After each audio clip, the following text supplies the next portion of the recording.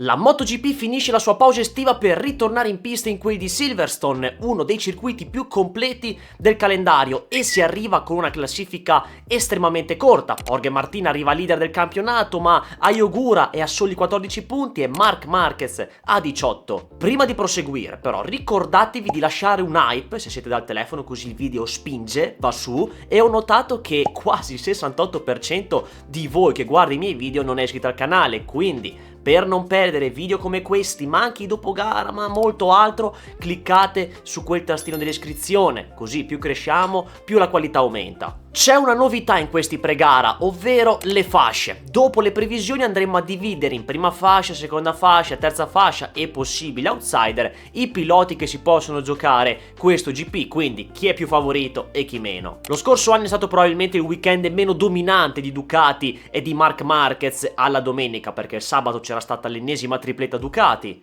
Bezzecchi vinse la sua prima gara con Aprilia, aprendo una seconda metà di stagione molto proficua. C'era stato Quartararo davanti a tutti, ma poi ha avuto un problema tecnico e si è dovuto ritirare. Bagnaia era caduto, Marquez ha poi limitato i danni, Zarco è finito sul podio. Ma se c'è una pista che valorizza la filosofia Aprilia, questa di Silverstone è una di quelle. Già le loro moto andavano forti in quelle condizioni di scarso grip, e figuriamoci adesso che è la miglior moto. A differenza del 2025, quando Ducati arrivava da riferimento assoluto, quest'anno invece lo è l'Aprilia. Come moto è la favorita per portare a casa un bel bottino pieno questo fine settimana, ricalcando un po' le triplette che abbiamo visto ad Assen, per esempio, se parliamo di cose più recenti, perché se i piloti non fanno cazzate, la moto che gli permette di fare il risultato ce l'hanno, a meno che non siano competitivi, che può capitare, ma sarebbe un campanello d'allarme. Nelle Aprilia l'unico che avrà un weekend più particolare sarà Bezzecchi, perché a parte che è tornato ad allenarsi in pista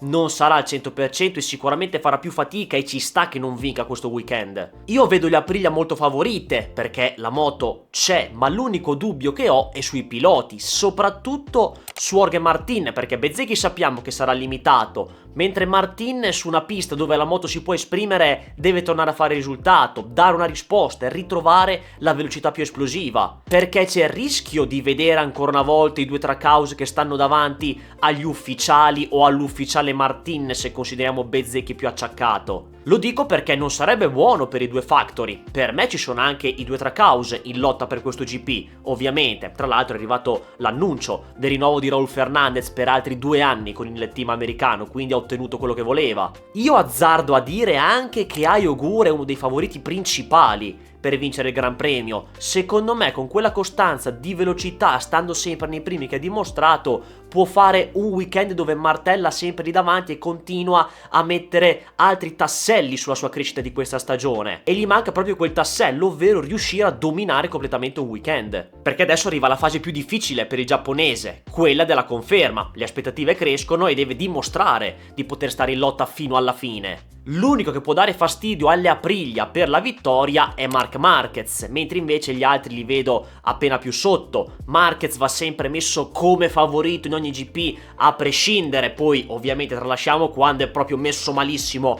fisicamente, ma quando nelle minime condizioni va messo. È come quando inizia la Champions League, ci sono le squadre più o meno candidate, ma va sempre messo primo il Real Madrid, anche se ha qualcosina in meno, perché la Champions è la loro competizione. Poi Marquez tifa Barcellona, ma vabbè. L'unica cosa è che qui a Silverstone per Marquez potrebbe essere quel weekend in difesa, di sopravvivenza, come ha detto recentemente ad Assen, quello dove gestisce e porta a casa il risultato. E questo vale anche per tutta la Ducati, perché secondo me potrebbe pagare qualcosa rispetto alle Aprilia, quindi potremo vedere quel classico weekend dove l'Aprilia è superiore alla Ducati. Come dicevo, se non è per Marquez io vedo gli altri appena più sotto, fuori dal podio intendo. Ci saranno Diggia e Alex Marquez sicuramente ad alzare il livello della Ducati, e saranno lì come sempre e stare insieme a Marc, ma non penso per la vittoria. Mentre Bagnaia ha in Silverstone una sua pista, però è un'incognita. Qui il potenziale l'ha sempre fatto vedere. Sulla carta può essere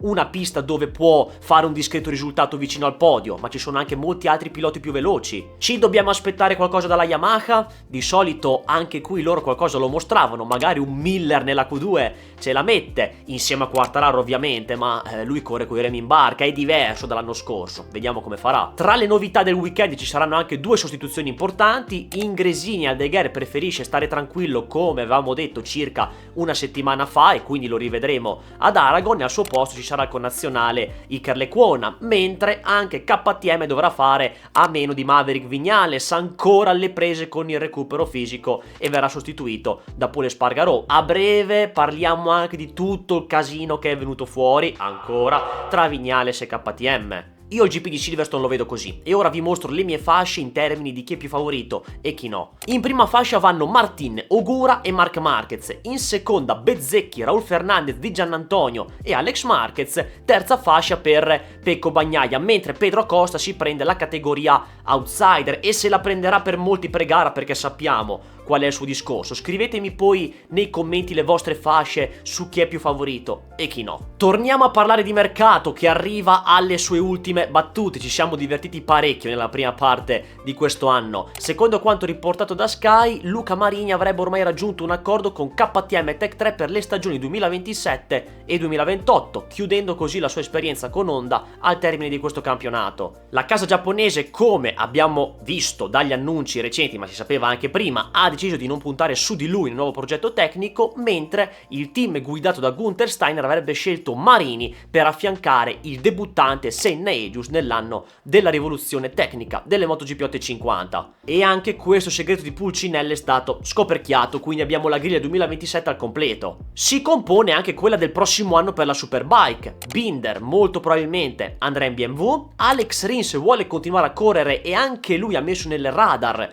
la Superbike. Secondo GP1 lo spagnolo vorrebbe salire in sella a una Ducati, e tra quelli disponibili c'è la Panigale V4 del team Go11, che sta comunque discutendo il rinnovo con Baldassarri, e non è remota l'ipotesi di una seconda moto, perché di selle ufficiali non ce ne sono, perché quella di Lecuona molto probabilmente andrà a Franco Morbidelli, che anche lui, anche se non stanno uscendo notizie, potrebbe passare nel paddock della Superbike. Questo passaggio dei piloti storici che lasceranno la MotoGP a partire dal prossimo anno e che andranno in Superbike mi ricorda un po' la Serie A in questo momento, quelle in cui dove arrivano i calciatori all'età di 38, 39, 39 anni a fine carriera, che non hanno più niente da dimostrare e vengono qua solo per farsi un'esperienza, ma non per giocarsi cose importanti, ecco. Qualcosina sì, però la vera carriera nel calcio adesso non la fai in Serie A, ma la fai in Premier League, poi volendo nelle big di Bundesliga, e nella Liga, Real Madrid e Barcellona e così via. E la Superbike mi sembra proprio che stia ricalcando questa idea, ovvero che chi non ha un posto in MotoGP va in Superbike lì come se fosse la Serie B. Prosegue sempre il lavoro in ottica 2027, Nicolo Bullega è in pista nella giornata di oggi 5 agosto e lo sarà anche domani il 6 al Mugello per questa 2 giorni di test con la Ducati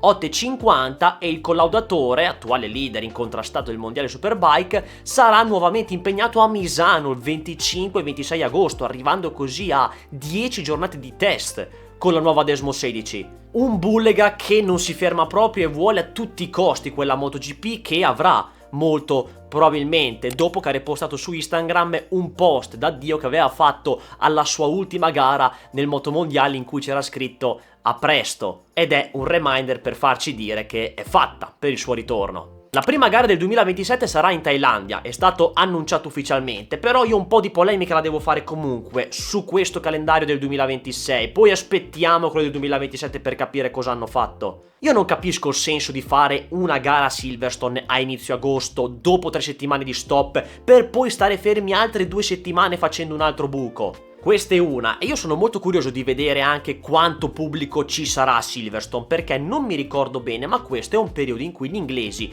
non sono molto presenti. Un vago ricordo che ho, dovrei documentarmi meglio, ma non ho avuto il tempo, ma per dire che questo secondo me è tipo un periodo di vacanze, non è che ci possa essere tanto pubblico. Secondo me con il nuovo calendario, in attesa che lo annuncino, una prima modifica che farei è non mettere l'Austria a fine settembre e mettere Brno come prima gara dal ritorno della pausa estiva come i vecchi tempi. Un tema di cui a me piace molto parlare quando c'è la possibilità è la comunicazione, i media e soprattutto i diritti TV. In Spagna DAZN ha rinnovato i diritti per trasmettere la MotoGP fino al 2030 e in Portogallo fino al 2031, consolidando così la propria presenza in tutta la penisola iberica, e parallelamente è stato definito anche il futuro del mercato tedesco. RTL Deutschland, che è posseduta da Sky Sport, ha acquisito i diritti esclusivi della MotoGP fino alle 2030 in pay TV, mentre alcuni Gran Premi selezionati saranno visibili gratuitamente sulla TV in chiaro. È un tema molto importante quello dei diritti TV perché, come sappiamo, qui in Italia sono stati rinnovati solo per 2 anni, 2026 che sta per finire e 2027, quindi già dall'anno prossimo ritorneremo a parlare della situazione di diritti TV MotoGP in Italia. È scoppiato l'ennesimo caso tra Maverick Viñales e la KTM. Allora, c'era una voce in giro che diceva che Viñales avrebbe potuto rescindere in anticipo con KTM chiudendo la stagione molto prima che finisse perché era ai ferri corti. Ma era solo una di quelle voci di corridoio. Il problema è che è venuta fuori dopo un articolo di motorsport.com che ha scritto che KTM stesse valutando l'ipotesi di escludere lo spagnolo dal Team Tech 3 per tutta la seconda parte di stagione, affidando la RC16 a Pol Espargaró già a partire da Silverstone. Alla base di questa indiscrezione ci sarebbero sia il perdurare dei problemi fisici alla spalla sinistra che lo condizionano dall'incidente del Sachsenring dello scorso anno, sia il rapporto sempre più deteriorato con Gunther Steiner.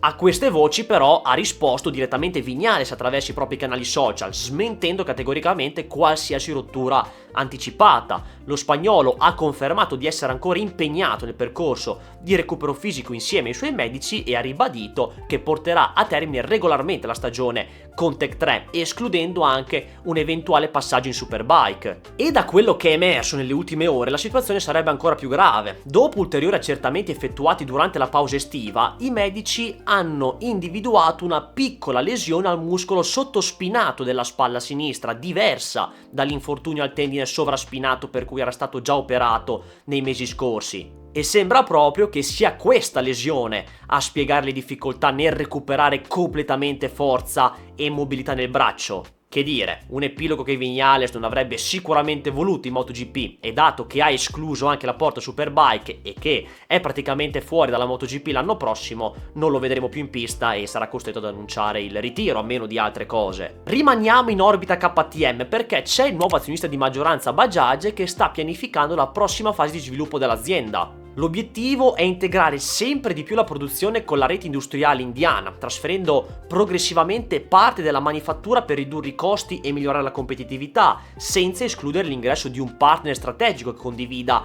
il progetto di lungo periodo. Per il momento non ci sono conseguenze dirette sul programma MotoGP, che resta confermato anche grazie al rinnovo con Red Bull e agli accordi già sottoscritti con Liberty Media. Tuttavia sarà interessante capire se questa profonda riorganizzazione industriale potrà avere, nel medio termine, qualche riflesso anche sull'impegno sportivo di KTM. L'ultima notizia di cui parliamo riguarda sempre quella fantomatica idea di vedere MotoGP e Formula 1 insieme nello stesso circuito, nello stesso weekend di gara. Sappiamo che è una voce che c'è da tempo, a mio avviso difficilissima da realizzare per questioni tecniche e logistiche che semmai un giorno approfondiamo, ma quello che è emerso di nuovo non è il correre insieme lo stesso fine settimana. Secondo motorsport.com, per aumentare la visibilità della MotoGP negli Stati Uniti, Liberty Media starebbe pensando di organizzare un'esibizione delle MotoGP durante il GP di Formula 1 ad Austin in programma a fine ottobre. Non si tratterebbe di una gara, anche perché nello stesso fine settimana la MotoGP sarà a Phillip Island, ma si parla di alcuni giri dimostrativi con le nuove show bikes, i prototipi che i costruttori dovranno mettere a disposizione per eventi promozionali in base ai nuovi accordi. In sella dovrebbero esserci degli ex piloti, anche se il progetto è ancora in fase di definizione e restano da risolvere degli aspetti logistici ed economici, come il trasporto delle moto e del personale. E questo è uno dei tanti tentativi di Liberty Media per cercare di espandere la MotoGP, soprattutto al pubblico americano. Questo è quanto, raga, come sempre ditemi la vostra su queste notizie, ma soprattutto come la vedete per questo GP di Silverstone. Se il video vi è piaciuto, ricordatevi di iscrivervi al canale e attivare le notifiche, così non vi perdete nulla e ci vediamo presto.